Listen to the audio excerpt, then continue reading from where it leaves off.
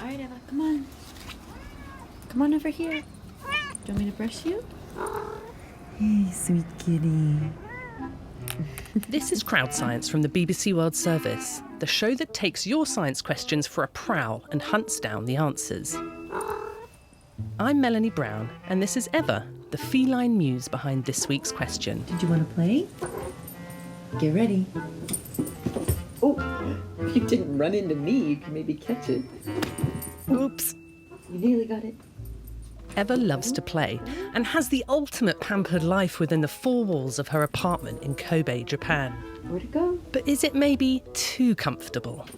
Watching her play one day, her devoted human owner Rachel, or should that be employee, decided to get in touch with Crowd Science. I'm wondering if my former street cat could survive out on her own again.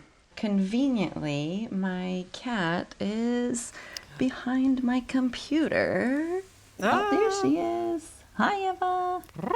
Can you tell me a bit about her? Why'd you ask that question? So she was born on the streets, and a lady I know rescues street kittens and finds homes for them. Eva was maybe about 5 months old when the lady finally caught her, and then it was about a month later that she came to our house. Like the first week, she just hid behind the washing machine, but it didn't take very long before she kind of warmed up to us and got comfortable living inside. What makes you doubt her ability to survive by herself? We noticed, like, when she plays, she would sometimes, like, fall off of the furniture, like not use her claws to catch herself. Or when she jumps, sometimes she misses where she's landing, and her reaction time is kind of hilariously slow, which made my husband ask me if we threw her back on the streets, would she survive? And I really couldn't answer that. But Eva is my first indoor-only cat, so that also made me wonder if she kind of got more domesticated than our cats that went outside where they could still hunt if they wanted to, or maybe defend themselves against something. You know, she's totally relaxed in here. She has no enemies other than my 1-year-old daughter. So. I was really interested in this question because my cat Frida also has questionable survival instincts. The only thing she's ever gifted me was a dragonfly, and I think it might have already been dead before she caught it. Don't get offended, Frida. You can believe what you want. I still love you. Anyway, it's good news for the neighbourhood wildlife if they don't have to worry about you.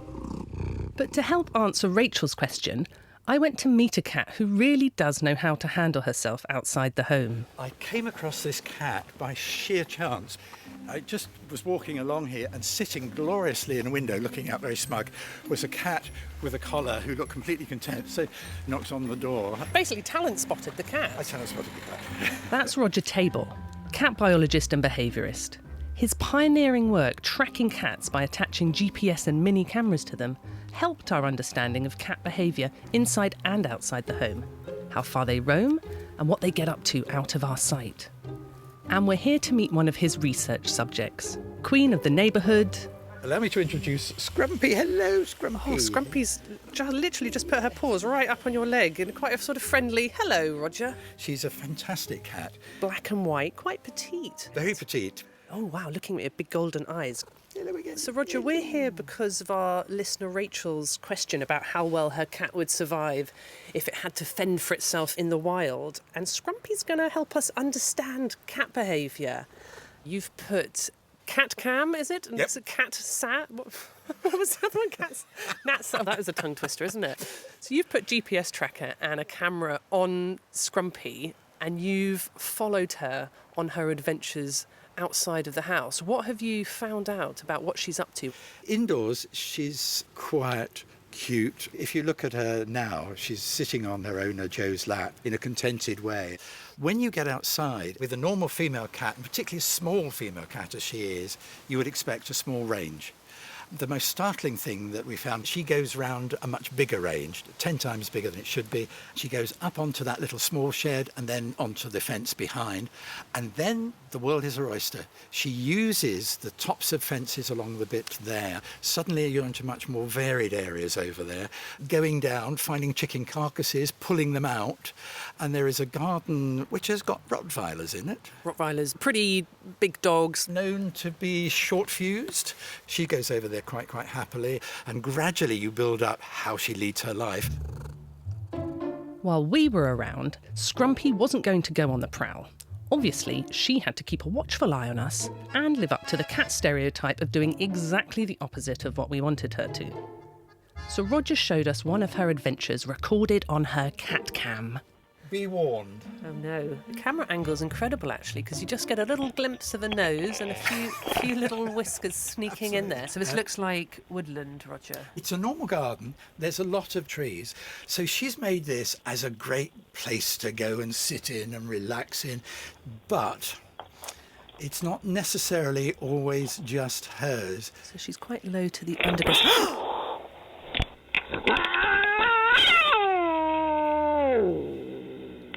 Now that's quite dramatic, but what's actually happening is not a full fight. So wait, we just saw another cat come into view then. If you see how that other cat just exploded, and it's a big adult male, and the claws are really out. But what you're seeing now is that big adult cat saving face. It's the one that's going away, when actually the cat who's won is tiny Scrumpy. She is a fraction of his size. She's a female cat. She should not be seeing off a big male tough cat like that. But she does. Scrumpy is clearly quite a different beast from my meek cat Frida or listener Rachel's Ever. So how come she is quite so feisty, which as Roger says is very unusual for a small female cat? This is a huge question, and it's what makes me so fascinated about Scrumpy more than any other cat. There might be genetically a predisposition to be slightly more spiky, if you like, but her upbringing was key because it was a fairly rough household.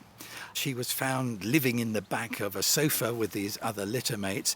There were some large dogs there as well. So just surviving at all, she had to be a bit of a tough cookie. A cat's kittenhood, Roger explained, shapes its survival skills. Scrumpy obviously got good at defending herself, and hunting is another thing that a kitten learns early on. When you're about 4 weeks of age, mum starts bringing in initially very dead prey, and then slightly less dead prey, and you will, by competing with her, you will, as a little kitten, learn from your mum what to do.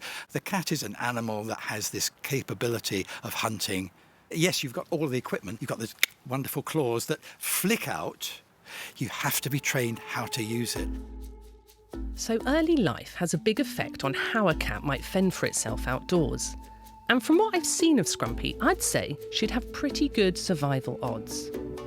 As for our listener's cat Ever, we'll come back to Roger later in the show to find out how he rates her chances.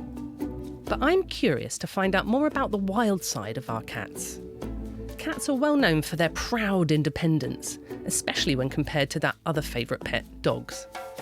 But though cats do a good imitation of a wild animal, how similar are they to their actual wild cousins? So my name is Jamie Baker. I am the head keeper at Battersea Park Children's Zoo, and today I am introducing you to our Scottish wildcats.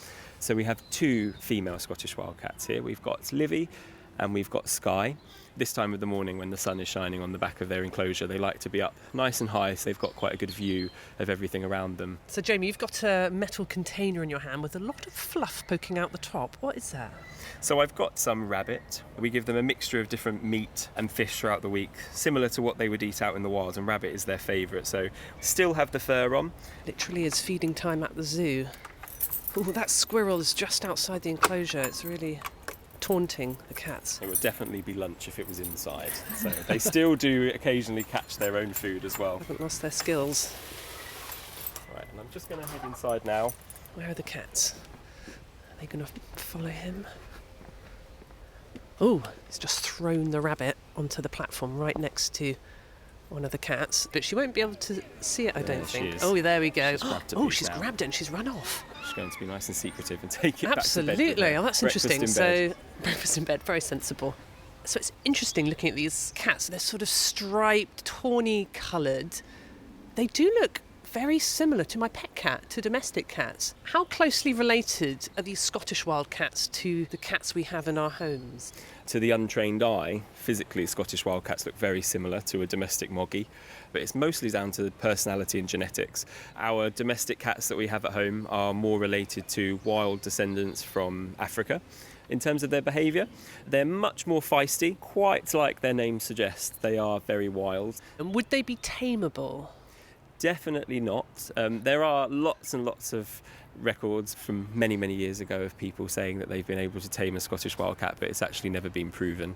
By nature, they do not get on with humans very well, whereas our domestic cats have evolved to be alongside humans, whether that be taking food from us or just living around humans. Scottish wildcats are very much evolved for life out in the wild, away from human civilization.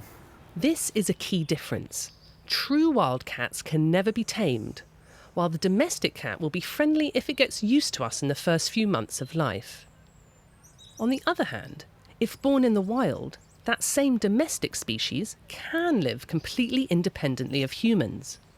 But these feral cats are causing serious problems for the Scottish wildcat. At the moment, Scottish wildcats are actually one of the most critically endangered animals on the planet. At one point, they were spread right across Britain, and it's estimated after a study in 2018 that there is only around 30 to 100 Scottish wildcats left up in the Highlands.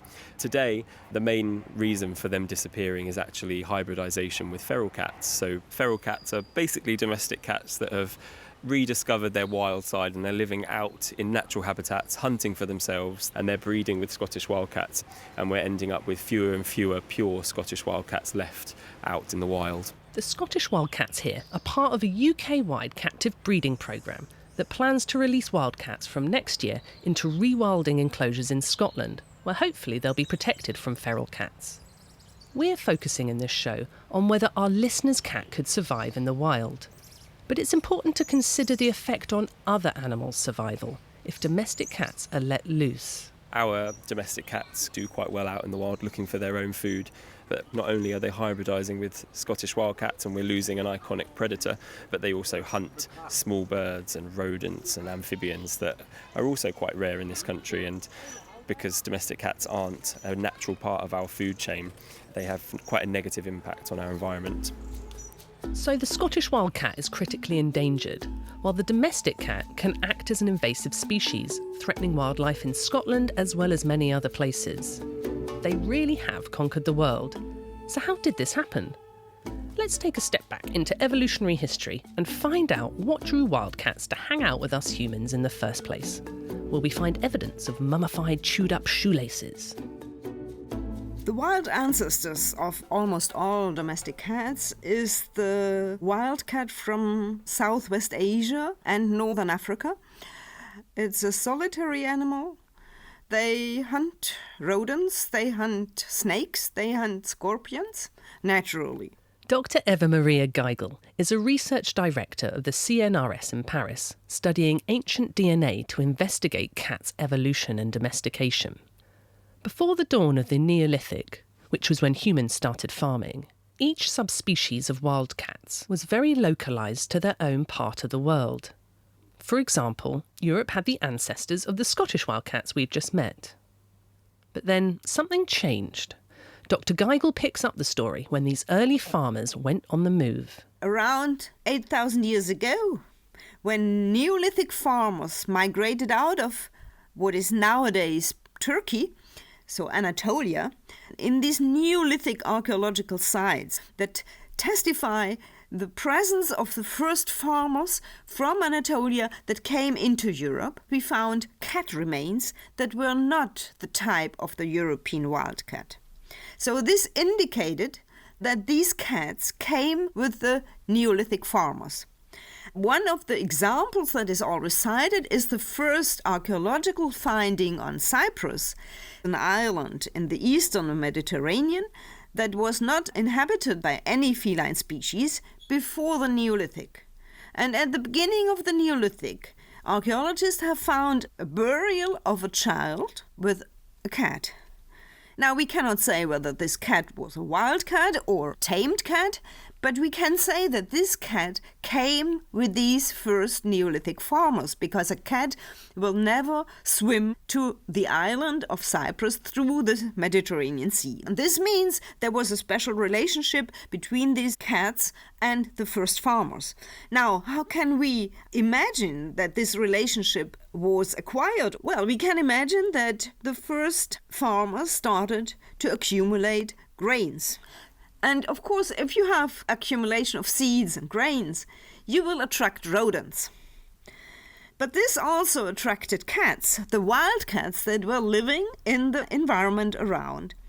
And those cats who were the least afraid of the human presence, they would have run after the rodents and really feast on these rodents. So the cats that were the least shy started to just live with these early farmers, who must have been delighted to have these cats around, killing rodents. They were killing snakes and scorpions. And this is how we imagine that this relationship between cats and humans started. Cats were also crucial for humans as they started to migrate overseas. They killed the rodents on board ships, thus protecting the precious food stores, sails, and even the wood of the ship itself. So where humans travelled, so did cats. Though, if you've ever tried to get a cat near water, you might suspect they got them on board in a rather coercive way. But it was quite unlike the domestication of dogs, who were selected and bred for different tasks. The cats were just doing what came naturally. So the cats were not particularly changed by humans. There was no need. I always say cats were from the very beginning perfect for humans. They did exactly what humans wanted them to do, so there was no need to select any particular character or trait of these cats. And there was no further change in the genomes except the behavior. Cats are solitary animals. And domestic cats are not as solitary. They tolerate humans, more or less, and they tolerate other cats, more or less.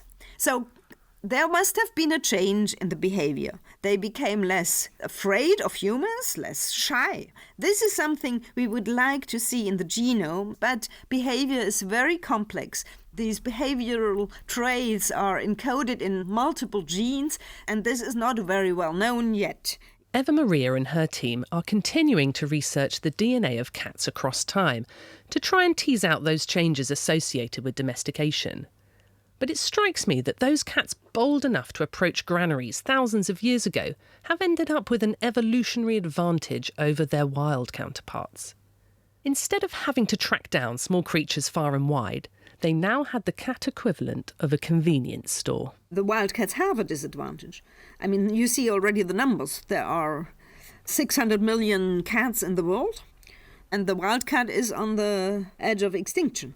So, of course, as any domestic animal, they are evolutionarily winners.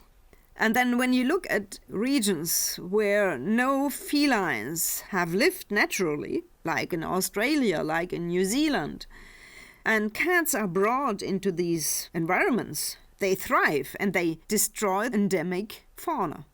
So they are really ferocious invasive species. They succeed very well compared to wildcats. Is the ability to sidle up to humans maybe just as much, or even more of a survival trick than those hunting instincts that our listener's cat Eva seems to be lacking? Back with cat behaviourist Roger Tabor, we see how that plays out as we watch more of Cat Scrumpy's greatest hits. This is some gardens over, and this is not her house. Okay, so I can see two houses. She's walking down a path and is definitely getting closer to one of the houses. But look, Oh. how she's exploiting this. She's just walked through a doorway and Wait, you said that wasn't her house? Not her house. This is as the cat found it, because there's no Scrumpy. human being involved. So she's going into a total stranger's house, Cat burglar. and there is a food bowl over there, but Scrumpy's gone out, taken a sniff. Realised there's no food. Turned around very quickly. Absolutely. This is really very adventurous stuff. Her owners had no idea that she moved far away from just going over the fence. But the fact that she's going many gardens over and then going into other people's houses came as an absolute revelation. So if you're looking at the survival of a cat in the big outside world, these are sort of things that they can do only too easily. She does know how to hunt, but most of all, Scrumpy is a bold scavenger. Even though she's very well fed and looked after in her own home, these instincts are hardwired. A cat is a survivor. Even if you've got one that's lived within your house and you think it could only possibly live on the best gourmet food all the time and you tickling it and pampering it, believe me, at the end of the day, if your cat can eat food from a saucer, it can survive by scavenging. Bottom line, it can scavenge. But also it's got this other wonderful trick. If it's been properly socialised, so it has become more dependent on humans, what it will do is just go from garden to garden, house to house, until it finds somebody else who the cat will entreaty. The voice will be there. It will be so plaintive. And we just are suckers. And if you are a sort of cat-orientated person, that cat will find a new place. So that's part of its survival package. It's not just about hunting. Exploiting human beings is a great skill to have. And when you're in a human-dense area like a town, surely that's the good way of surviving. They've worked out they're onto a good thing with us humans. Well, we're suckers, aren't we? This is all sounding hopeful for our listener Rachel's cat Eva, who you might remember doesn't seem like the world's greatest hunter. So does Roger think she'd survive on the mean streets all on her own? My gut reaction, of course, is to say yes. All cats are inherent survivors. If by chance she gets out, because she's an indoor cat, she doesn't have a map in her mind about what the local area is. So if something nasty happens while she's outside, so she runs and runs and runs and runs and gets into an area she's got no idea where she is. Yes, that could be a problem. And will she survive? Yes, she will survive, because she will either do a little bit of hunting if she's got any of that in her. By the sound of it, she's not too good at hunting. So much more significantly, she will go and just scavenge. And if that scavenging is part of sucking up to somebody and saying, meow, that high-pitched meow gets into us. So how can we refuse? We're almost preconditioned to want to behave well. So if you've got somebody who really loves cats and the cat comes up to you, Rachel's little Eva is going to survive. Eva's survival toolkit depends on her early life, whether hunting or scavenging or winning humans over. But how well cats survive is also going to be a question of their environment. Many cats do survive out on their own. A study just released here in the UK estimated the stray and feral urban cat population at 250,000. So what about Japan, where listener Rachel and her Eva live? How do stray cats fare there? Reporter Lucy Craft visited a cat shelter in Tokyo to investigate. You're curious. I see you, yes. Do you want some meaty stick? Oh, there goes one guy. He's a real climber, huh? This is like a cat daycare center. There's just like all kinds of things to climb up on. There's toys. Yeah. You can go outside on the balcony, it looks like. There's a cage right in front of me, and there's a cat happily napping away. There's another cat just wandering in and out of my legs down here. Here's just a tail sticking out of a Yes, I think this is corner. a timid one. Oh, she's got a great spot, so she has no complaints. Oh. Hi. I'm Cheryl Nodturft Mori. Been working with Japan Cat Network for about 10 years and manage our Tokyo logistics and shelter. I'm Susan Roberts, and I'm one of the co-founders for Japan Cat Network. We help people help stray and abandoned cats in Japan since about the year 2000. So tell me, what was the genesis of your organization then? It started with just finding the situation intolerable, like finding kittens in parking lots and not having a shelter to take any animals to. So Cheryl, tell me some of the cats that you have here at the shelter. How did you find them? What were their situations? I would say our oldest kitties are two rescued from Fukushima, Rupert and Judy. They were starving and left to fend for themselves, so we wanted to bring them into safety. The 2011 nuclear disaster in Fukushima, triggered by a massive earthquake and tsunami, forced residents to evacuate quickly, and many had to leave their pets behind. So it was a natural, tragic experiment in cats' ability to survive by themselves. I think we were really shocked at how many starving animals we found. There's kind of an impression that cats can fend for themselves. So a lot of people just set the cats free, thinking it would only be for a short time. But it was for a long time, and some cats passed away inside houses, and we found many doing badly. Of course, these were extreme conditions to survive in, a disaster zone suddenly emptied of humans with food sources disappearing overnight. But even here in Tokyo, Susan says life wouldn't be easy for a cat who strayed. I don't think they would be able to survive well. That's not our experience. When we see cats who are living on the streets without care, trying to survive on their own, they are not surviving well. They would have to be lucky enough to find a food source. They're not going to be able to hunt enough on the streets to survive just from hunting.